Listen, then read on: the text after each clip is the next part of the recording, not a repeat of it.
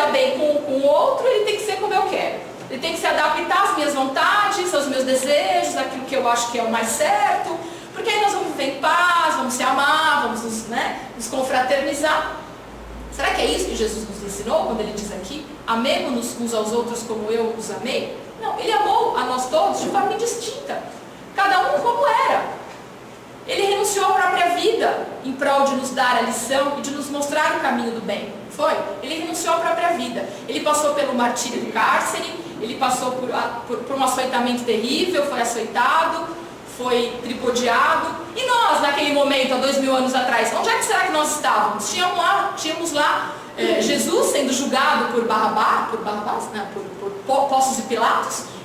E ele fez o quê? Lavou as mãos diante daquele momento e disse assim, que o povo escolha. Então, no dia da Páscoa, eu vou dar a vocês, como a gente sempre liberta um prisioneiro, nós vamos dar a vocês a opção que escolham entre Jesus e Barrabás.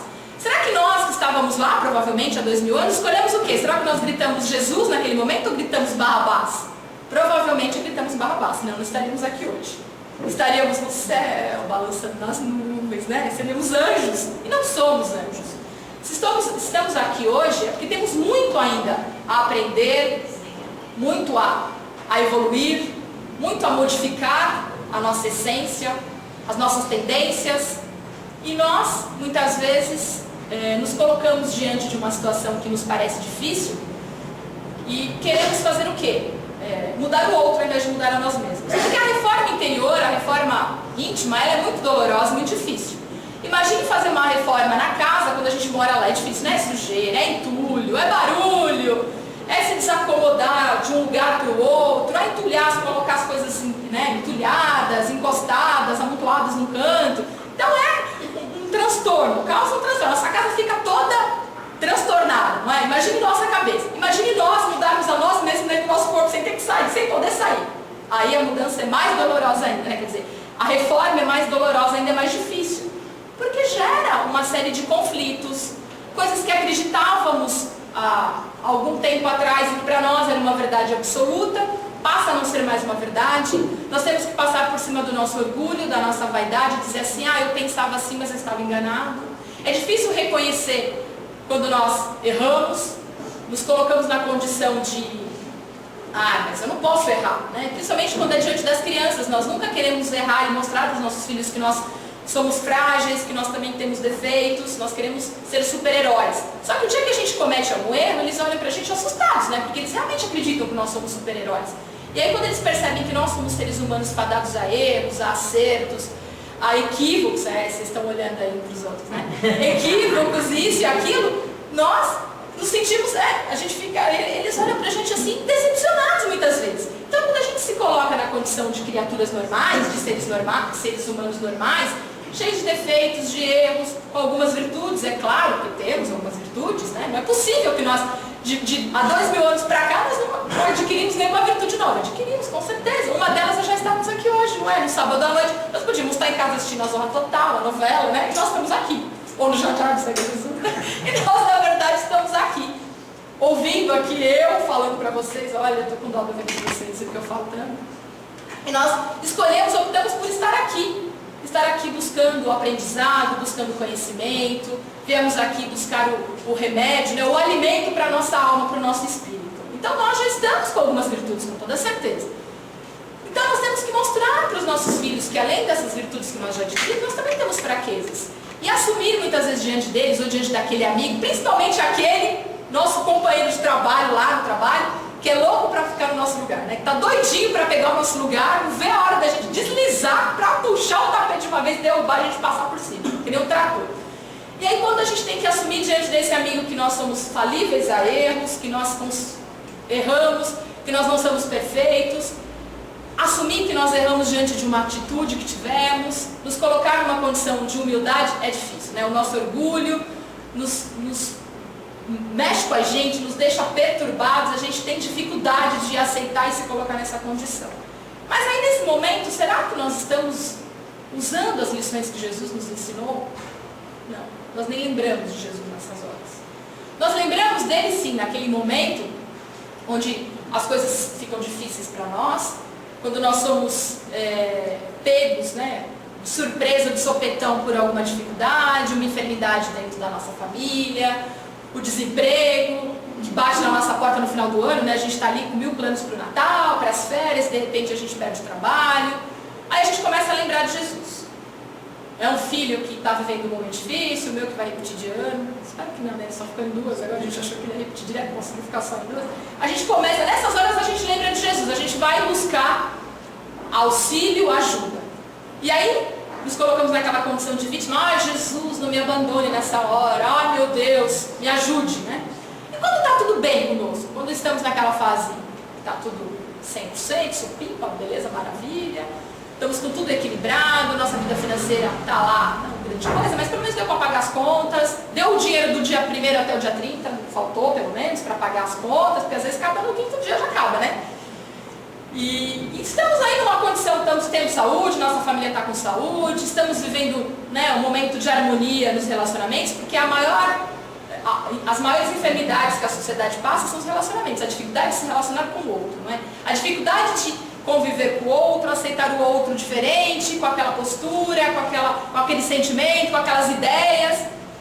E aí quando as coisas estão bem, nós estamos rodeados de pessoas que pensam como nós, tem os ideais como nós temos, tem os objetivos que nós temos, tem aquela vibração de sintonia agradável, né? São todos espíritos simpáticos às nossas ideias, aos nossos pensamentos. Será que a gente lembra de Jesus nessas horas? Será que nós lembramos tudo que ele passou durante a sua passagem pela terra para nos ensinar, para nos trazer as lições do Evangelho, essas lições de fraternidade, de perdão, de amor, de compreensão, de aceitação? Aí nós não lembramos. Nós vamos recorrer ao Evangelho naquela hora onde a água começa a bater no nariz, né? A gente está lá naquela situação onde o desespero, ele bate a nossa porta, aí a gente lembra. Mas Jesus, será que esquece de nós como nós esquecemos dele? Não, ele não esquece de nós. Ele nos abandona como nós achamos quando estamos desesperados, quando estamos aflitos? Também não nos abandona. Nós é que abandonamos a Jesus e a Deus. Nós é que nos esquecemos de estar sempre com o nosso pensamento elevado, de estar sempre orando e vigiando os nossos pensamentos, de estar agradecendo, louvar a Deus. Nós louvamos a Deus? Nós esquecemos, nós nem sabemos o que é louvar. Nós sabemos que é pedir, né? Nas nossas orações a gente vai sempre pedir. Toda noite, quando a gente vai rezar, vai fazer a nossa prece, a nossa oração antes de dormir, cada um ao seu modo, geralmente a gente pede alguma coisa, né? A gente pede tranquilidade, a gente pede que a família esteja em paz, tranquila, com saúde, a gente sempre pede. Mas a gente agradece por estar vivo, pelas oportunidades que nós tivemos durante aquele dia, pela oportunidade que nós vamos ter durante o sono, né? Durante aquela vigília do nosso sono, onde o nosso corpo físico vai descansar e o nosso espírito vai estar em vigília, vai ter a oportunidade de estar passeando por aí, ou indo aprender alguma coisa em algum local, ou indo para outros lugares desaprender, ou aprender coisas que nem são tão louváveis. Será que a gente lembra, nessa hora, de agradecer por essas oportunidades que nos são colocadas? Na maioria das vezes não. A gente lembra de pedir, quando a gente está chegando no final da prece, do pedir, a gente já dorme, né? Já dormiu porque está cansado, né? O dia foi atordoado, com uma série de afazeres e tal. E a gente acaba, não dá tempo, né, de agradecer, a gente só pede. Na hora de agradecer a gente dorme, porque o cansaço fala mais alto. E aí nós queremos que a nossa vida vá bem. Aí nós achamos que quando chega o dia, chega próximo do Natal, chega o momento, né, de nos confraternizar com os nossos familiares. Aí fica aquela coisa, vai ser aonde a ceia? Na sua casa, na minha? Começa aquelas discussões, né, da festa de final de ano. Não, mas tem que ser na minha. Não, tem que ser na minha, porque o ano passado já foi na sua. Não, tem que ser na minha. E começa aquelas, né, aquelas dificuldades entre as famílias. E aí chega um consenso, né, um vai meio emburrado, porque queria que fosse diferente, mas acaba aceitando a vontade de todo, porque não tem jeito. Mas a gente não consegue praticar essa verdadeira aceitação, né, que diz o Evangelho, que nos ensina Jesus. De aceitar, de nos colocarmos como servidores, como servos da sua seara, de ir lá, de agradar o outro, de fazer com que o outro seja feliz. Nós esperamos sempre que o outro nos faça feliz, não é? E como que o outro pode nos fazer feliz? Fazendo tudo o que a gente quer. Só pode fazer feliz fazendo tudo o que a gente quer. Como é que o outro vai fazer a gente feliz se não fizer tudo o que a gente quer? Dá pra ser feliz? Se o outro não faz o que a gente quer? Tem jeito de ser feliz assim? Tem. Ah, só aquele dia, mas...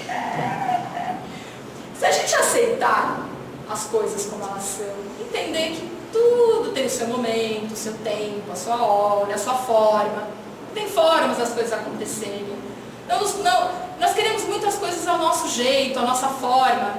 Nós não queremos abrir quase nunca a mão de nada em prol do outro, mas nós queremos que o outro abra prol de nós, né? Então assim, nós queremos ser felizes com o outro fazendo tudo o que nós queremos para nós. Agora e nós? Como é que nós estamos fazendo o outro feliz? Será que nós também estamos fazendo tudo o que o outro espera de nós? Estamos dando ao outro aquilo que ele espera de nós? Compreensão, aceitação, entendimento, paciência. Paciência é uma coisa difícil, né? Da gente adquirir. E a gente perde fácil, né? Mas será que a gente perde por quê? Porque a gente não tem. Se a gente tivesse, né? Na verdade, se fosse nosso, a gente não perderia. Até porque a gente não perde o que não tem. Então a gente não perde a paciência porque a gente não tem. Então a gente não tem a paciência, então a gente age diante das coisas. E a gente vive pedindo paciência a Deus, não pede? Acho que é uma das coisas que mais nós pedimos, né? E aí cada vez que a gente pede paciência, adivinha o que acontece? Eu já contei pra vocês aqui, alguns já ouviram, né? Quando a gente pede paciência, o que será que Deus dá pra gente? O problema, né, pra gente testar a paciência, manda aquela situação difícil, você não cria paciência. Qual a melhor forma de ver se nós temos paciência ou não? Diante do problema, diante da dificuldade. E aí, quando a dificuldade surge, o problema aparece, qual a primeira reação que a gente tem? Ai meu Deus do céu, por que isso acontece comigo? E aí, será que a gente teve aquela paciência que nós pedimos tanto? Temos mania de pedir tudo errado para Deus, a gente pede tudo errado. Tudo do nosso jeito, da nossa vontade, do nosso desejo. E aí ele manda as coisas conforme o nosso desejo.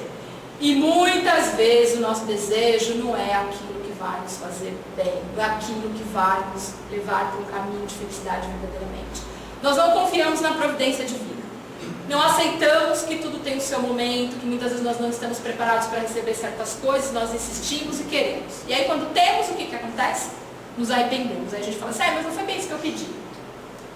Pede direito, né? Aí recebe e reclama, quer devolver. Aí Deus fala, não pediu? Agora toma que o filho é teu. Fica com ele aí pra você, cuida dele. Então nós temos que aprender a pedir. Nós temos que aprender a entender o que nós queremos.